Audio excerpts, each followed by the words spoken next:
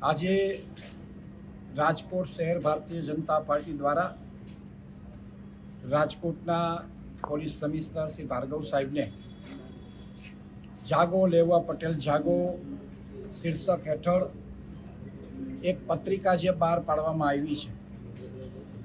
અમારો એવો સ્પષ્ટ આક્ષેપ છે કે આ પત્રિકા છપાવવા પાછળ કોંગ્રેસનો હાથ છે। અમારા વરિષ્ઠ રાજકોટના ધારાશાસ્ત્રી અનિલભાઈ દેસાઈ, અમારા મહાનગરપાલિકાના સ્ટેન્ડિંગ કમિટીના ચેરમેન જયમીનભાઈ ઠાકર, અમારા પ્રવક્તા રાજુભાઈ ધ્રુવ અને જિજ્ઞેશભાઈ જોશી અને કમલેશભાઈ ડોડિયાની આગેવાની હેઠળ એક આવેદનપત્ર આપવામાં આવ્યું છે। અમારો સ્પષ્ટ આક્ષેપ છે કે આ કોંગ્રેસ દ્વારા પત્રિકા છપાવવામાં આવી છે। કોંગ્રેસનો આ સ્વભાવ છે।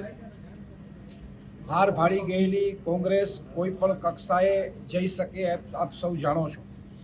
ડિવાઇડ એન્ડ રૂલ, ભાગલા પાડો અને રાજ કરો એ કોંગ્રેસની નીતિ રહી છે। એટલે અમારી એવી સ્પષ્ટ લાગણી છે કે આ અંગે તપાસ થવી જોઈએ। આ બે કોમ વચ્ચે વૈમનસ્ય ઊભું કરવાની વાત છે। જાતિ જ્ઞાતિ વચ્ચે ભેદ કરવાની વાત છે। આ સ્પષ્ટ રીતે પ્રજા કોઈ દિવસ આને સ્વીકારી શકે નહીં। એટલે ડિવાઇડ એન્ડ રૂલની જે ભાવના છે કોંગ્રેસની એ બંધ થવી જોઈએ એવો અમારો સ્પષ્ટ આક્ષેપ છે।